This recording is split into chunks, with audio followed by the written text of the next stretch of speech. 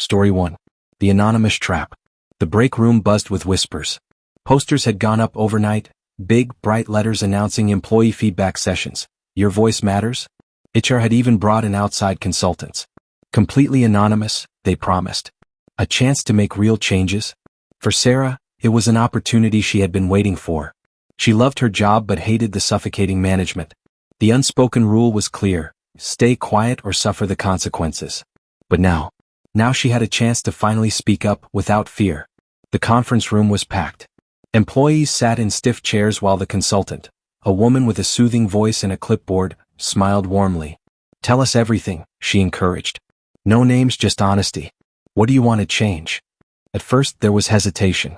Then, like a dam breaking, the frustrations poured out. Management doesn't listen. Promotions are rigged. Our boss takes credit for our work. They expect us to work late with no overtime pay. Sarah found herself speaking up, feeling the weight of months of frustration lifting. The consultant nodded, scribbled notes, and assured everyone, this will help. We need to understand what's broken so we can fix it. For the first time in a long time, hope flickered in the room. 2 days later, HR began calling people in. Sarah's stomach twisted as her name appeared in an email. Meeting with HR, 2 p.m. The office felt colder than usual. Whispers filled the air. Employees who had been in the feedback session were suddenly quiet, their faces pale. Inside the HR office, her manager sat beside an HR rep, a laptop sat open between them. Sarah barely had time to sit before her boss pressed play. Her voice filled the room.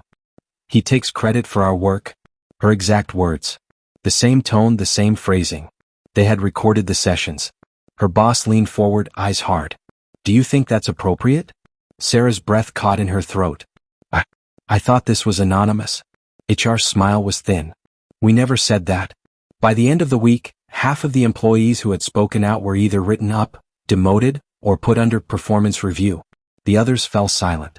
The company never spoke of the feedback sessions again.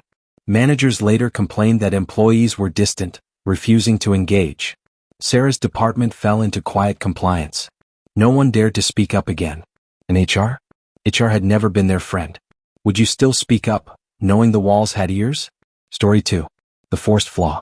Mark adjusted his tie as he entered the conference room, heart steady. It was performance review day, but he wasn't worried. 7 years at the company. No complaints. No missed deadlines.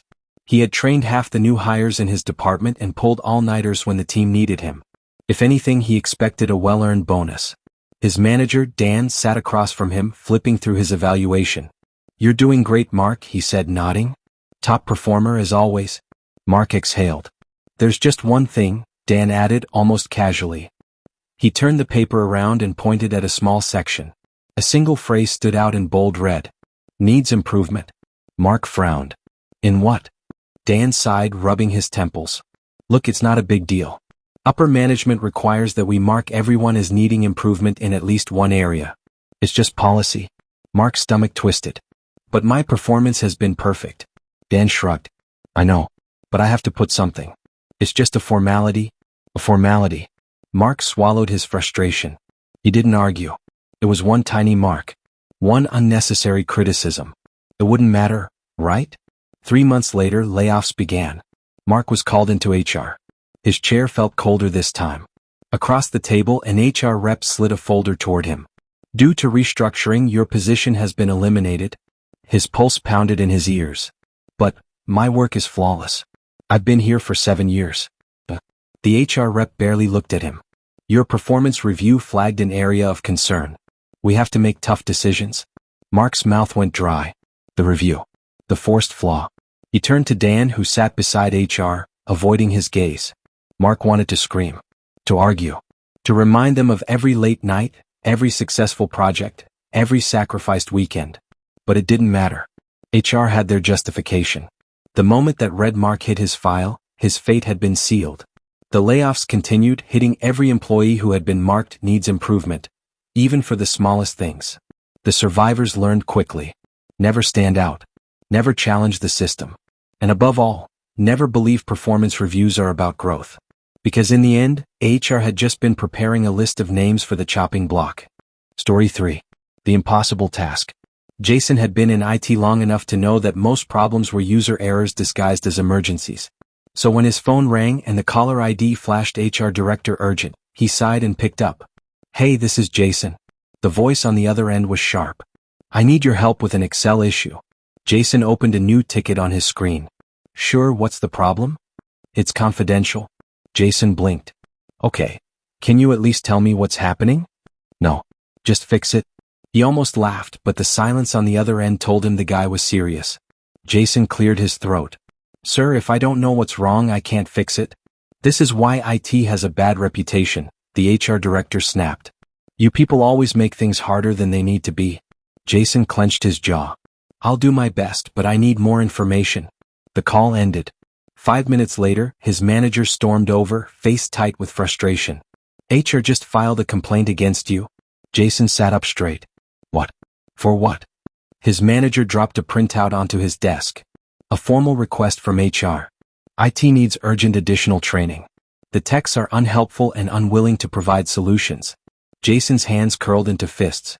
"I literally couldn't help because they wouldn't tell me the problem." His manager sighed. "Doesn't matter. HR already spread the word. People think you dropped the ball." Jason stared at his screen, heart pounding. One phone call. One impossible request. One lie. And now his reputation was destroyed. Over the next few weeks, requests to IT doubled. Employees hesitated before reaching out to Jason, and when they did, their tone had changed, like they were expecting failure. Jason worked twice as hard, but perception had already shifted. HR continued complaining about IT's lack of responsiveness. Then new consultants were hired to streamline the process, outsourcing most of Jason's work. By the time he realized what was happening, his position had been quietly erased. And the HR director? He still never learned how to use Excel. How often does HR create its own problems, then blame someone else? Story 4. The glorious revamp disaster. It all started in March, when the HR department was tasked with revamping the company's employee handbook. They promised the CEO they'd overhaul it with best practices and simple, easy-to-understand language. But when the final document landed on the CEO's desk, he didn't even get past the first page. Page 3 contained a glaring contract law violation. Page 4 violated federal labor laws, and there was an entire section on PTO that could get the company sued for decades. The CEO was livid. He called HR, but they weren't backing down. They claimed the changes were based on their previous discussions and argued it was better to sign off and fix any issues later. The HR director, in her defiance, was eventually asked to resign. But when she refused, she was fired. Talk about a company meltdown. Engagement question. Do you think HR should have been more transparent with the CEO, or was the revamp attempt just doomed from the start? Story 5. Overqualified and underpaid. Ever been stuck in a job where you felt completely overqualified? That was the story of Tom, an IT guy in HR. After leaving a high-paying job he hated, Tom jumped into his dream job in the railroading industry, but for a lot less money.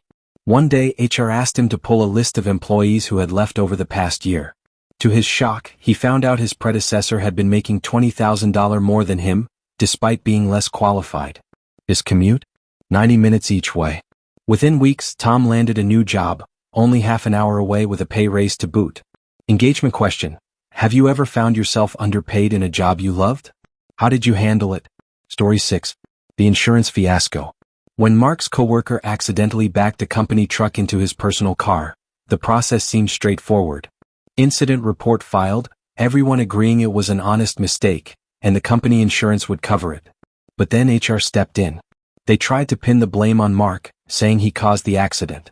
The insurance adjuster called, accusing him of fleeing the scene. The HR director had filed a false claim, but Mark's evidence cleared everything up.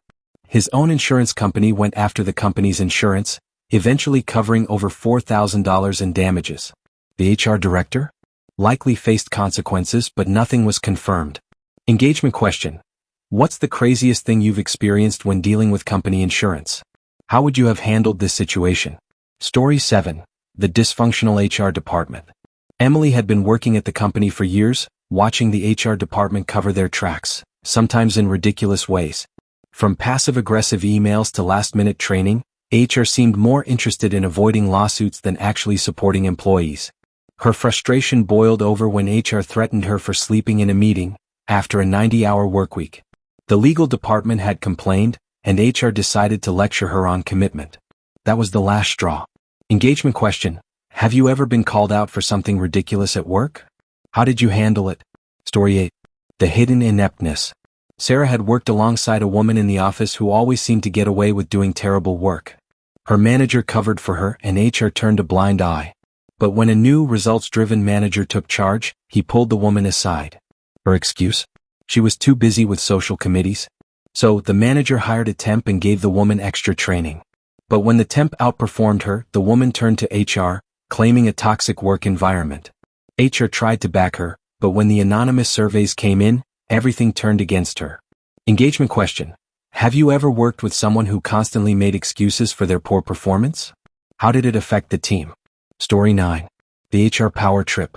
Alex, a warehouse manager, noticed dangerous goods being concealed in shipments just to save the company some money. He refused to ship anything improperly. When HR found out, they tried to force someone else to take the blame.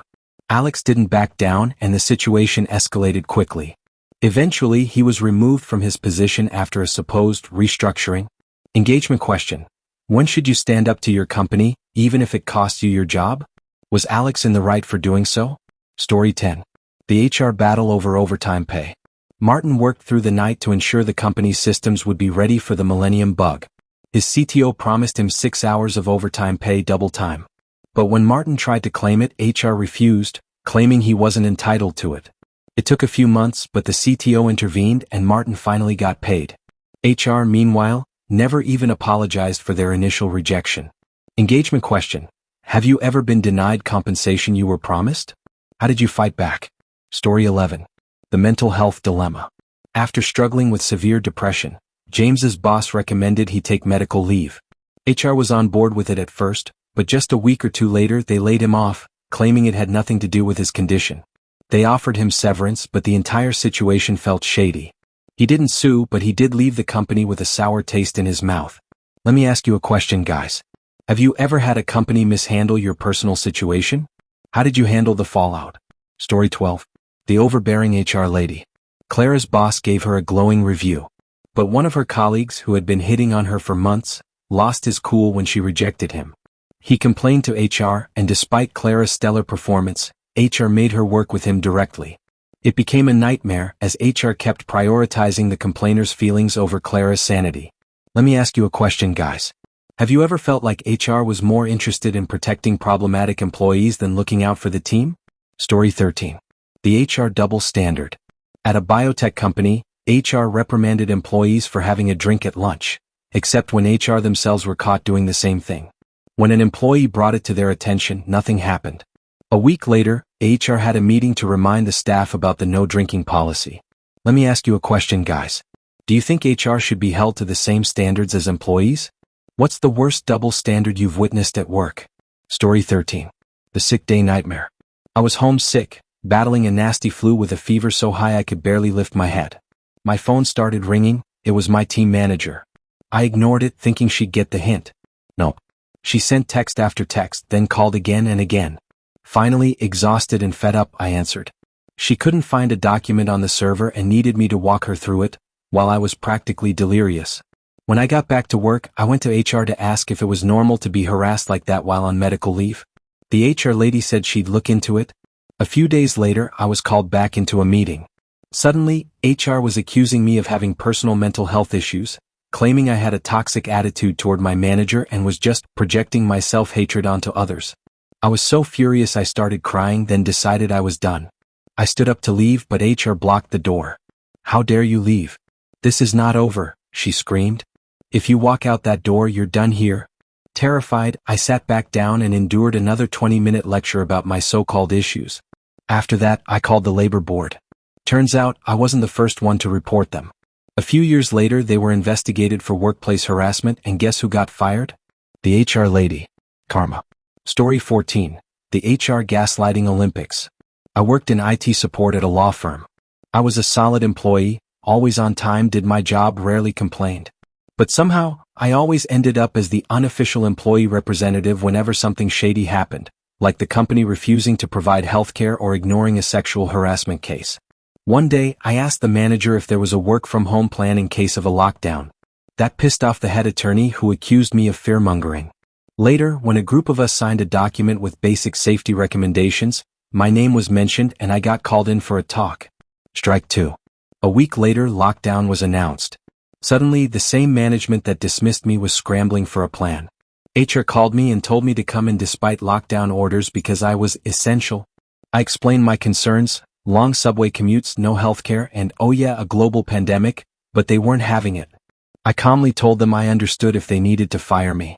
They did not like that. In retaliation, they changed my severance to make it seem like I was difficult to work with. Joke's on them. Mid-pandemic, I pivoted to freelance video editing and started making more money than I ever did at that law firm.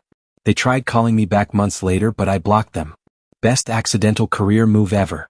Story 15. The anonymous survey. The company sent out an anonymous survey about employee satisfaction. I hated the job but played it safe, giving neutral responses just in case. Turns out, I wasn't alone in my hatred. The results came back, and our department had the lowest satisfaction ratings in the entire company. Management? Also ranked dead last. Funny, considering my team was full of corporate cheerleaders who always acted like they loved the place. So, did they fix anything? Nope. Instead, they started firing people left and right. I somehow survived, probably because of my diplomatic survey answers, but quit shortly after. HR acted so shocked when I left. Yeah, sure, totally anonymous.